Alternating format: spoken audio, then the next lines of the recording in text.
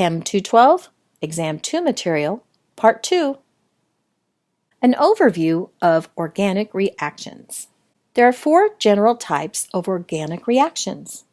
One is the addition reaction, where 2 reactants add together to form a new single product with no leftover atoms. A general example is A reacts with B to form new compound C. In organic chemistry, we could have, for example, ethylene react with HBr. And what's going to happen is the hydrogen is going to add to one side of the double bond, the bromine is going to add to the other side of the double bond is going to go away. And when we see an addition reaction in organic chemistry, what we're looking for is more atoms added to the molecule than we had in the first place. An elimination reaction is kind of the opposite. What happens is a single reactant splits into 2 products. In this example, we could see an alkane, a carbon-carbon double bond, becomes an alkene. We now have less atoms on our carbon molecule than we did before. It's as though we eliminated some of them. So the pattern for an elimination is one thing will break down into 2 or more products. We will get more details on these reactions later. Right now, I'm just giving you examples of addition and elimination reaction with not all the specifics. Substitution. 2 reactants exchange parts to give 2 new products. When you had general chemistry, this was probably known as double displacement or double replacement. How this looks in organic chemistry? In a substitution, we have, in this example, ethane, and I have chlorine reacting with it. And what's going to happen is one of these hydrogens is going to be substituted for a chlorine. The hydrogen that was on the ethane will join the other chlorine, given this minor secondary product here. I call this a minor secondary product because it's not an organic compound, but it's still important to be there. Rearrangement. This is a single reactant that undergoes a reorganization of bonds and atoms to yield an isometric product. An example is 1-butene, where we have 4 carbons, but. Our double bond starts on carbon number 1, as we see here. And during this reaction, again, don't worry about the specifics right now, we'll do specific reactions later. Now I have the bond starting on carbon number 2, making a 2-butene, and these are isomers of each other. Let's put into practice what we just learned. Identify the following reactions as either addition, elimination, substitution, or rearrangement. Go ahead, pause the video, answer the questions, and come back and check and see how you did. Well, for letter A, we see that we have 2 reactants come together as a single product. We have an addition reaction because we have more atoms on our carbon than we did before. And another feature of an addition reaction, if you have multiple bonds, they go away. Substitution. X represents a halogen, and now I have an OH there instead. For letter C, it's an elimination reaction.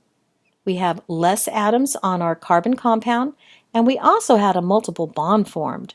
One of the key features to identify an elimination, multiple bonds are formed.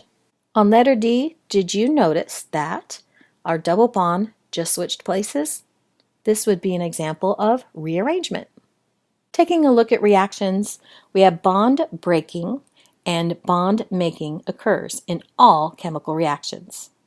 Bonds are broken in the reactants. Those are typically shown on the left-hand side of the arrow, and there's our reaction arrow. And bonds are made in the products. Radicals. Alkyl groups are abbreviated R for radical. An example would be methyl group. And so we could have methyl iodide, as in this example.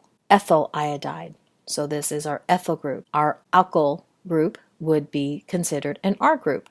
So generally, we can go ahead and say R for other carbon groups. Now we've seen this R before, and we introduced it by saying it means rest of the molecule, and sometimes R can be an alkyl group, sometimes it can be something else.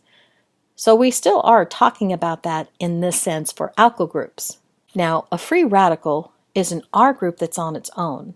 This is not a complete molecule. In fact, it usually has a single unpaired electron. A free radical, or simply radical, has a single unpaired electron. Looking closely at this, I have CH3, and this dot right here is not the end of a sentence. This is a lone electron. Looking at radical reactions and how they occur, Well, I want you to start off by saying polar reactions are more common. In fact, we're going to talk about radical reactions very briefly in this chapter. Radicals are highly reactive because of the odd number of valence electrons, usually 7, and want to complete an electron octet of its valence shell. A radical can add to an alkene, that's a carbon-carbon double bond, to give a new radical, causing an addition reaction. Here we have our reactant radicals, that is wrote rad with a lone pair of electrons. And what happens is an alkene can give a single electron. Did you notice this curved arrow here only has a single arrowhead here? That means one electron is going to the radical. And now this radical will have 2 electrons, which means it can now be bonded to this carbon. 1 electron is going to go to this carbon here, causing this one to now be a new radical. So not only do we get an addition reaction, but we get an addition product and a new radical. Radical reactions and how they occur. So the previous reaction caused an elimination reaction and a new radical. This one we have a substitution product and another new radical. A radical can break a bond in another molecule and abstract a partner with an electron, giving substitution in the original molecule and leaving behind a new radical. Let's take a look at this. We have our radical. Let's take a look at these electrons. I have A covalently bonded to B, 2 electrons making a single bond. One of these electrons is going to be going to this radical, so now the radical has 2 electrons, so it can bond to A. And B is going to take the second electron by itself and become its own unique product radical. It will have an unpaired electron. Radical substitution requires 3 steps. Here are the 3 steps: initiation, propagation, and termination. Let me go ahead and tell you that this question shows up on almost every single organic chemistry test I've ever seen. The radical substitution requires 3 steps: initiation, propagation, and termination. Make sure you know those 3 and what they do. The initiation step is the homolytic formation of 2 reactive species with unpaired electrons. Homolytic has to do with 1 electron moving. Propagation is the reaction with a molecule to generate a radical. And then termination is the combination of 2 radicals to form a stable product, and there can be more than 1 termination step. Here's step 1 in a little more detail. The example we're given in our textbook is chlorine. This is probably, again, the most common example I've ever seen in almost every single textbook. What they could use instead of chlorine, I've seen bromine used also, so the halogens could be substituted for the Cl here, so keep that in mind if that happens. All right, step 1, initiation. It produces a small number of reactive radicals. In this example, we have light hitting our chlorine, and 1 electron, this is where the homolytic comes from, goes to 1 chlorine. The other electron that was involved in the bond goes to the other chlorine, giving me 2 radicals. Remember, an odd number of electrons, usually 7. This is the initiation step. Step 2, propagation. This one's a little bit longer. Propagation, the reactive chlorine radical collides with a methane molecule. Again, methane being the most common example that they ever give in radical reactions. Let's take a look what happens. The lone electron is going to, one of them, remember the arrow is a fishhook here, is going to join with 1 of the electrons from the hydrogen-carbon bond here. And that's going to cause chloride, or chlorine here, to be bonded to hydrogen. That's where this HCl comes from. One of the electrons that was originally in this bonding pair here between hydrogen and carbon, one of these electrons that was in the hydrogen-carbon bond is going to go to the carbon. And that's where the radical is formed. So now I have an HCl. That's pretty much done. It's out of the picture. But I now have a second radical, not just the Cl radical I started off with in step 1, but now I have a radical of CH3. Up here where it says example, reaction of chlorine atom with methane to give HCl and HCH3, this is not a period, this is the radical like this here. Now this CH3 radical can react with an unreacted Cl2 molecule. And as we can see, the single electron from the CH3 is going to join in with a single electron of the Cl. So now Cl will be bonded to CH3. That's this product here. And remember, one of these electrons went over here, so I have one left.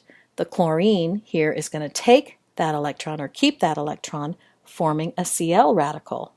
So in this step, propagation, actually we make more than one radical. We can make more chloride radicals or more methyl radicals. Letter C tells us that A and B repeats over and over and over again. That's the propagation step. Well, what happens if we have two radicals meet each other? Well, that's the termination step, and when the cycle is broken and the chain is ended. There can be more than one possible termination step. Let's take a look at this. I could have two chloride radicals meet each other. Then I would go back to the Cl2 that I had originally. I could have a Cl radical meet a CH3 radical, and now we have CH3 with a Cl attached to it. Or I could have two methyl radicals meet each other, and we can make ethane. These are the three possible termination steps. Let's take a look at this all together. This is an overall radical reaction. Step 1, initiation. Step 2, propagation.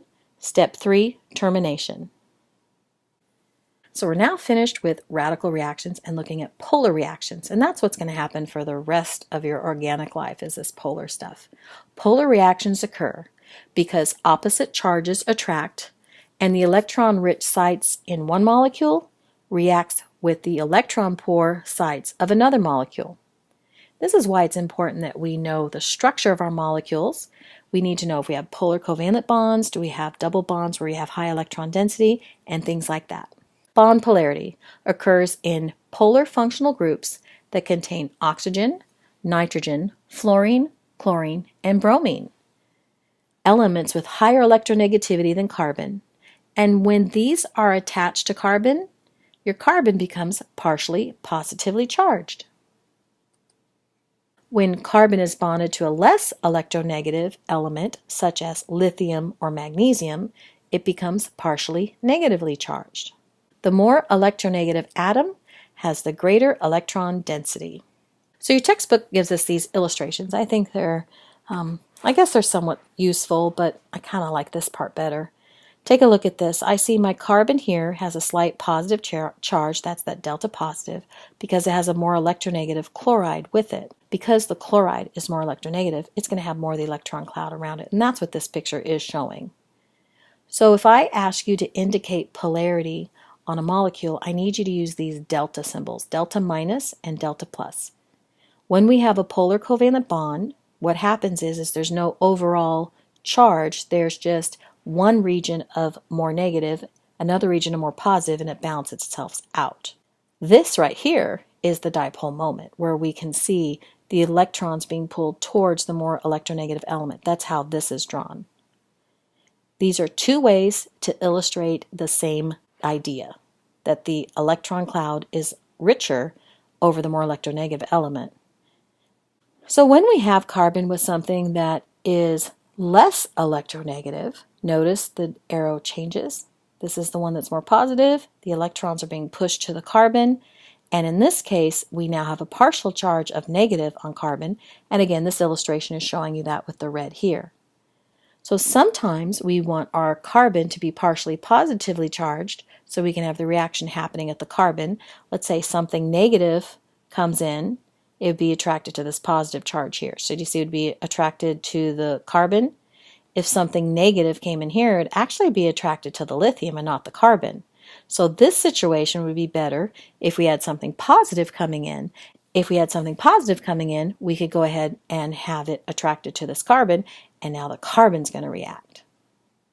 Generalized polar reaction. Polar reactions occur because of opposite charges attracting.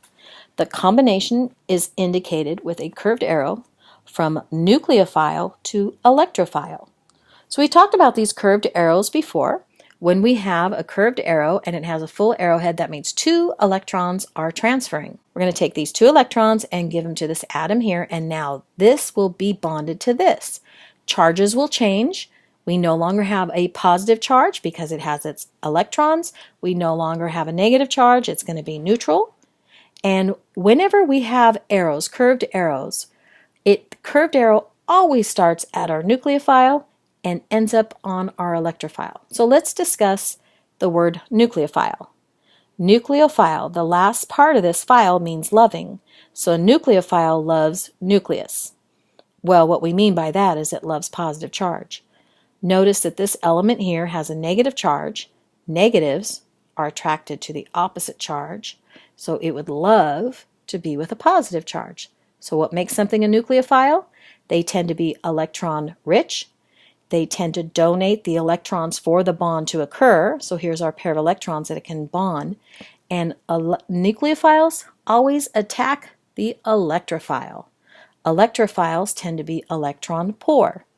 They're positively charged or neutral, but in this case it's positively charged. And because it's positively charged, it's attracted to negative things. This curved arrow shows that electrons move from B to A, and then this is the bond that's formed between the A and the B from the moving of electrons. We have a new covalent bond. Polar bonds also result from the interactions of functional groups with Lewis acids or bases. An electrophile is electron-loving, it's a Lewis acid, it's electron-poor, accepts electrons, and can be neutral or positively charged. Examples include acids, alkyl halides, and carbonyl compounds. Our nucleophile tends to have lone pairs of electrons. It's going to attack our electrophile. Examples of electrophile, we have a carbon here with a positive charge. A nucleophile is going to attack our electrophile. So what we have in blue here are examples of electrophiles. An electrophile could be a carbocation. It could be a carbon attached to a halogen, so we have a slight positive charge on the carbon, negative on the oxygen. A nucleophile can come in and attack the hydrogen on an OH group, and one example would be alcohols, for example. Or we could have the nucleophile come in and attack the carbon on the carbonyl group. Because this oxygen is going to be pulling more of the electron cloud towards it, our carbon is going to have a slight positive charge, while our oxygen has a slight negative charge. A nucleophile is nucleus-loving. It's a Lewis base, electron-rich, donates electrons, and can be neutral or negatively charged. You want to look for negative charge and electron pairs to help recognize a nucleophile. Examples include NH4, H2O, hydroxide ion, and bromide, any of the halogens. So what we have here in pink or red is our nucleophile attacking our electrophile. So it's going to give a lone pair of electrons to this electrophile and bond to it. Nitrogen has a lone pair of electrons. It's going to give those electrons and bond to our electrophile. This is a carb anion. It has a lone pair of electrons and a negative charge. What's going to happen is this pair of electrons is going to attack our electrophile. When we have a carbon-carbon double bond, we have pi electrons that make this electron rich. It's the pi electrons themselves that are going to attack the electrophile. Some species can act either as an electrophile or a nucleophile, depending on what else is present. A really good example of this is water. So let's start in the middle here. We have water here. Water has a lone pair of electrons. So let's go to the left here. Water can donate this pair of electrons from the oxygen, and it can go to this carbon here. In fact, I would rather have had this arrow directly over this carbon. It's a little bit far over for me. It's because it's kind of ambiguous where it is. But how do I know where it went? We'll take a look at the product here. Do you see CH3 is now bonded to OH? So that tells me this oxygen with one of its hydrogens, it's going to take one of its hydrogens, this oxygen is going to bond to this carbon. And that's when water is acting as a nucleophile. You can always tell what the nucleophile is when you put in the arrows, because the nucleophile is what's starting it off. This will be my nucleophile, this will be my electrophile. A nucleophile always attacks an electrophile. When we see water as an electrophile, it's the CH3 minus that is going to attack our hydrogen specifically. So we have CH3 minus, and it has a lone pair of electrons. This is our nucleophile. Our nucleophile here, with its lone pair of electrons, is going to donate that pair of electrons to this hydrogen, and we can see the product is CH4. So this CH3 is now bonded to just this hydrogen. So this is an example of water as an electrophile. Remember, the arrow starts here, so CH3 minus with its lone pair of electrons is acting as the nucleophile. It's going to attack its electrophile. What I'd like to do in this example is for you to add curved arrows and then identify and label the nucleophile and electrophile in each of the reactions. One of the things that I did was I went ahead on HCl. I wanted to remind you that HCl is an ionic compound, so we have H plus and Cl minus. And when we have water, we can also have water as H plus and OH minus. See if that helps. Now, how you're going to do this is you need to look at the before and after picture. Notice here I have a carbon here. This is actually a carbonyl group. It's double bonded to an oxygen. What happened on the other side? Well, this carbon is only single bonded to the oxygen, and the oxygen now has a hydrogen on there. So keep in mind the oxygen is already there, but I now have a hydrogen on there, and this carbon right here gets a plus charge. So keep that in mind when you're thinking about where the reactions are going to start, where the arrows are going to start. Remember, our nucleophile is going to start with donating electrons to something, and it's going to cause a bond to happen. A nucleophile always attacks the electrophile. So go ahead and pause the video and write your curved arrows. Come back and see how you did. So taking a look at the before and after picture, again we mentioned that this oxygen no longer has a double bond. So the pi electrons on the double bond actually went and bonded to this hydrogen. So now you can see oxygen is bonded to hydrogen. It still has its octet. The pair of electrons that was bonding the hydrogen and chlorine, both electrons, remember it's a full-headed arrow, are going to go to this chlorine, and we'll get chloride minus.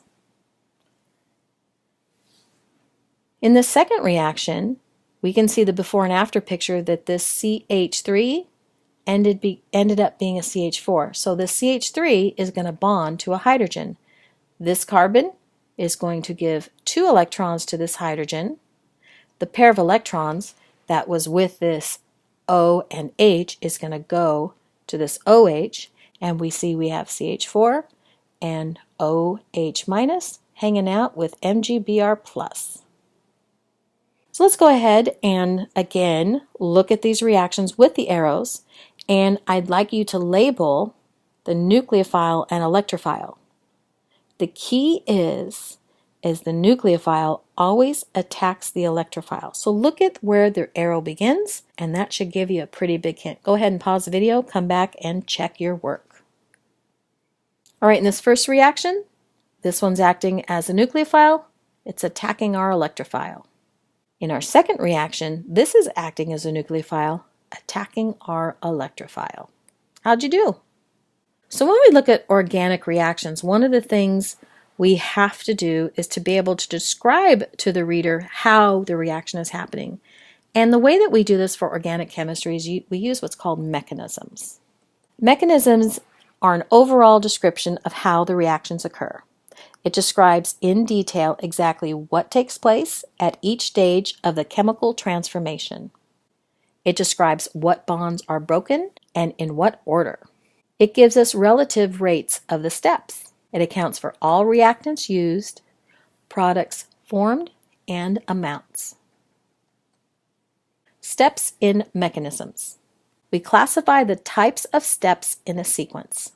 A step involves either the formation or breaking of a covalent bond. Steps can occur individually or in combination with other steps. When several steps occur at the same time, they are said to be concerted. Rules for using curved arrows. Luckily, we've seen these before, so this is hopefully more review than new for you. The arrow goes from the nucleophile reaction site to the electrophile.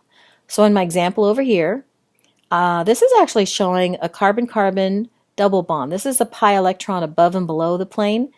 I wanted to show you this illustration because I found this somewhere. It wasn't in your textbook, but I found it somewhere, and I wanted you to see this just in case you run across something like this. So these are the sigma bonds, and this is that pi bond above and below. So this is actually a carbon-carbon double bond. This is an electron-rich site. When you have an alkene, when you have a double bond, it's electron-rich. So the electrons, as we can see with this full-headed arrow, are going to attack this hydrogen, and the pair of electrons are going to go to the bromine. Now, I thought this was interesting. They didn't exactly bring it back down to the bromine, but I wanted you to see an example of another type of illustration of describing what's going on from the nucleophile to the electrophile. Curved arrows are a way to keep track of changes in bonding in polar reactions. The arrows track electron movement. A full arrow means we have 2 electrons moving. A single head or fishhook tells us 1 electron is moving. So we can see here we have a full-headed arrow, 2 electrons, a fishhook, a single electron. Charges change during the reaction. So we will see charges changing because remember, we're removing or adding electrons, so that does affect charges. 1 curved arrow corresponds to 1 step in a reaction mechanism. When writing curved arrows, we have to make sure we still follow the octet rule. Here we have a carbon-carbon double bond. The pair of electrons, it's specifically the pi electrons, not the sigma. The pi electrons are going to attack this hydrogen. It's a full arrowhead, so that means 2 electrons are going to go to this hydrogen. So what's going to happen is the carbon is now going to bond to this hydrogen. The pair of electrons, and the reason why I know it's a pair because this is a full-headed arrow, the pair of electrons that were bonding the hydrogen and bromine in a covalent bond are going to go just to the bromine. So it's going to have 8 electrons total. It's going to keep its octet also.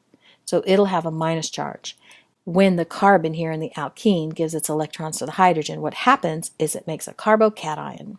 So here we have an example of charges changing also. Here's another example of where the octet rule must be followed. When this negative carbon, carbanion, gives its electrons to this carbon, it's going to bond to it, we have too many bonds to carbon. We'll have 5 bonds to carbon. So what's going to happen is a pair of the electrons are going to go up to this oxygen. We could see the result is now this carbon is bonded to the original carbon that has triple bonded to nitrogen. And now we have, instead of a positive charge on our oxygen, it had too many bonds. We have lone pairs of electrons and just 2 bonds to oxygen. You need to make sure when you do the curved arrows that the octet rule is followed. And when you move a pair of electrons over, it kind of tells you where the next set is going to shift because we can't have too many bonds, and octet must be filled. So now we're going to take a look at a mechanism of the addition of HBr to ethylene. Well, let me go ahead and just warn you, your textbook uses this example over and over and over again. So we're going to be not only seeing this now, but we're going to break this down all different ways. So you're going to be seeing this a whole bunch. So let's take a look at this overall reaction. We have a pair of electrons, again the pi electrons from our carbon-carbon double bond. This is our nucleophile. It's going to attack this hydrogen and be bonded to this hydrogen. The pair of electrons that was between the H and the Br is going to go to this Br and become Br minus. What happens is we now form a carbocation intermediate. This is our carbocation intermediate. It's going to be in brackets, and typically they put the intermediate in brackets because it doesn't actually exist. It only exists for a fraction of a second. So what's going to happen is this bromide minus is going to be attracted to this carbocation, and the bromide is going to, well, let's look at the arrows. We have a pair of electrons because it's a full-headed arrow. The negative, this is my nucleophile, is going to attack my electrophile, and my bromine is now going to be bonded to my carbon, and carbon now has its octet. Everyone has the right number of bonds, and we have our product. So let's take a look at the writing here. HBr electrophile is attacked by the pi electrons of ethylene. Oh, I've been calling this ethene, but its common name is ethylene, and your textbook loves calling it ethylene, so you're going to have to get used to both names. All right, back to here. So we have HBr nucleophile is attacked by pi electrons of ethylene, the nucleophile, to form a carbocation. That's this right here. We have a positive carbon, carbocation, positive carbon, and it's an intermediate. And we also have a bromide ion. Bromide adds to the positive center of the carbocation, so the negative is attracted to the positive, which is an electrophile. forming a C bromide sigma bond. The result is that ethylene and HBr combine to form bromoethane. All polar reactions occur by the combination of an electron-rich site of a nucleophile and an electron-deficient site of an electrophile. So let's take it the first step of that reaction we just looked at. The pi bonds themselves between the carbon and carbon, remember this was an ethylene, the pi bonds begin to break, and the CH bond begins to form, and the HBr bond begins to break. The formation of a carbocation intermediate. If a reaction occurs in more than one step, it must involve species that are neither the reactant nor the final product. These are called reaction intermediates or simply intermediates. HBr, a Lewis acid, adds to the pi bond. Well, technically, this is what we got from the textbook, technically the pi electrons are attacking that hydrogen. What happens is this produces an intermediate with a positive charge on carbon known as a carbocation, and this is ready to react with the bromide. The carbocation intermediate can now react with the anion, in this case bromide. Bromide ion adds an electron pair to the carbocation, so it's going to give an electron pair to the carbocation, and this is a curved arrow in our mechanism telling us that a pair of electrons are going to go to this carbon. This is showing an open, empty p orbital. Remember, we took 2 electrons away from that pi orbital, so we have an empty orbital. So the bromide here is going to give its pair of electrons and bond to the carbocation. You can see the product here. An alkyl halide is produced. The carbocation is a reactive intermediate. Now we're going to look at describing a reaction in terms of equilibria, rates, and energy changes. If we take a look at the equilibrium reaction, the lowercase is looking at the coefficients, and then these are the different reactants. K equilibrium is equal to the concentration of the products over the concentration of reactants. And when you have coefficients, don't forget to use those as superscripts or powers when you do the calculation. If K equilibrium is greater than 1, that means at equilibrium, most of the material is present as products. That means it's as written going in the forward direction.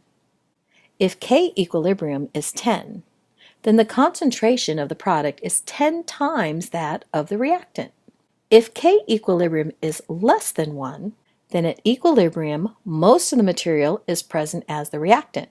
So that means the reaction would be shifted into going to the left direction, into the left.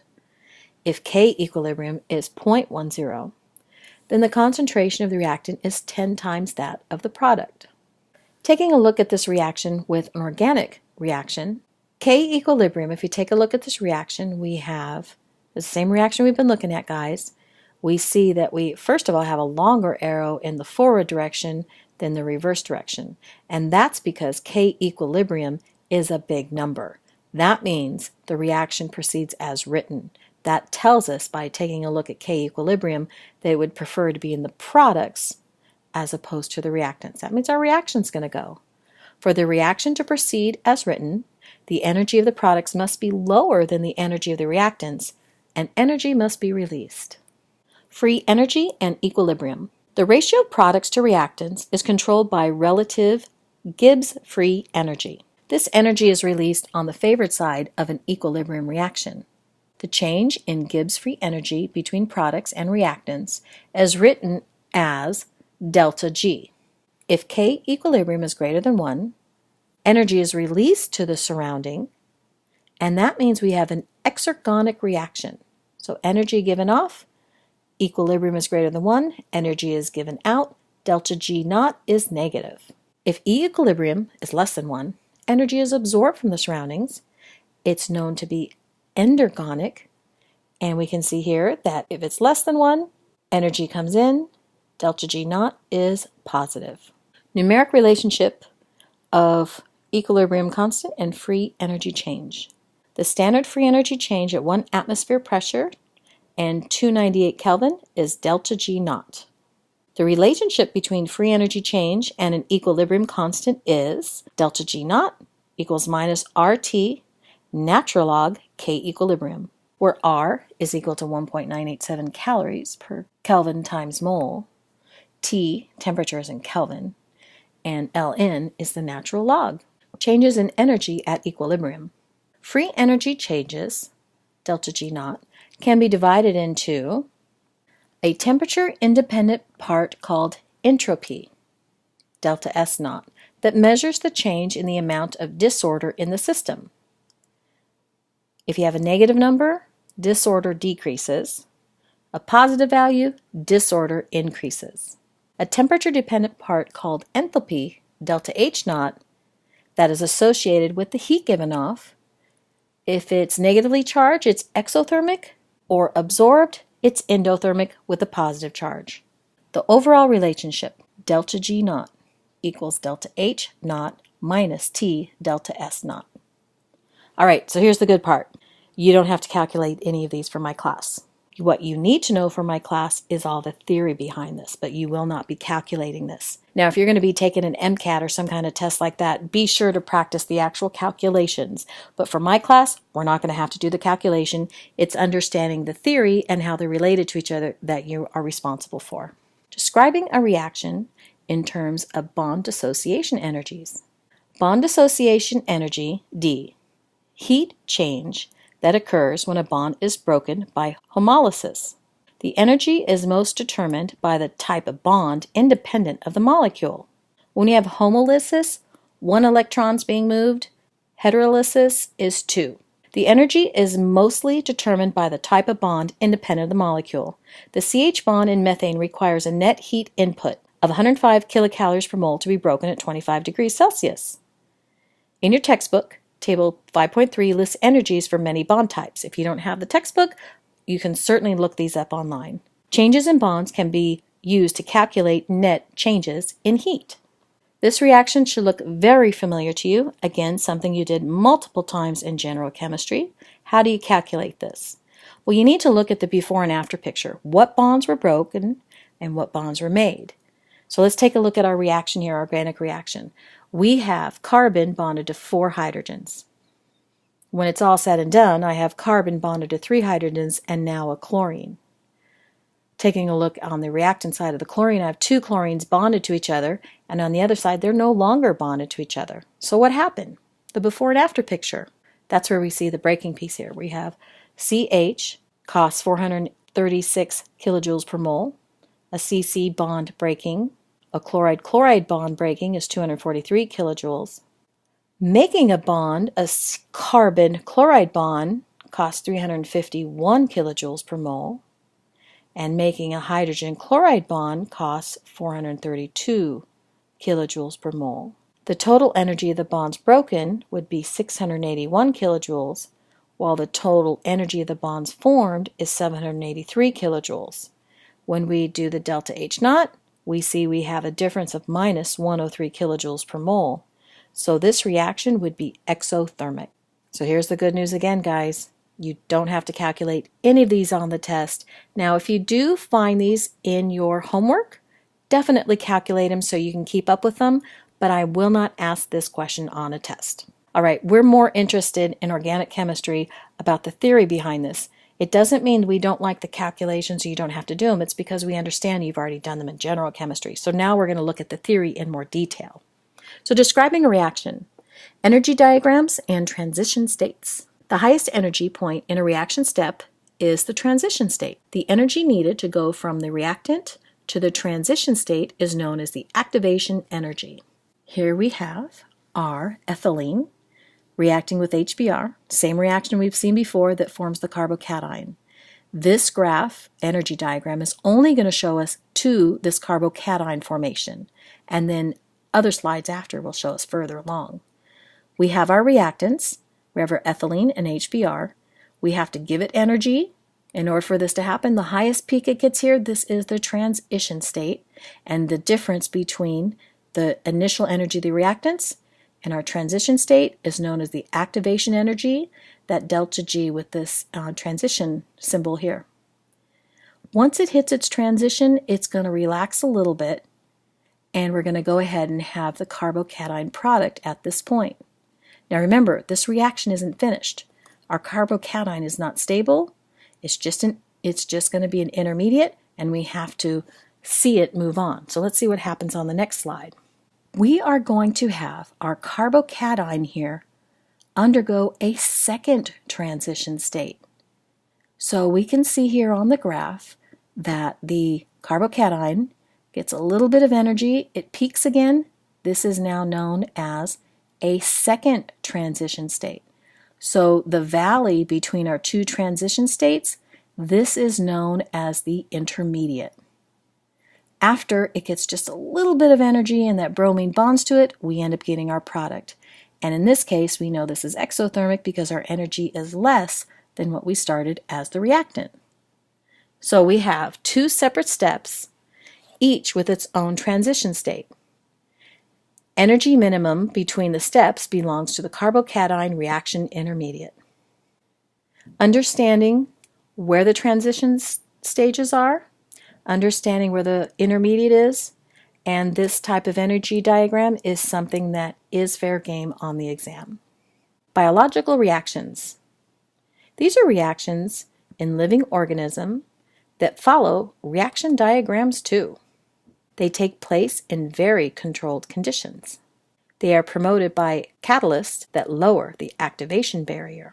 Catalysts in biological reactions are usually proteins called enzymes. Enzymes provide an alternative mechanism that is compatible with the conditions of life.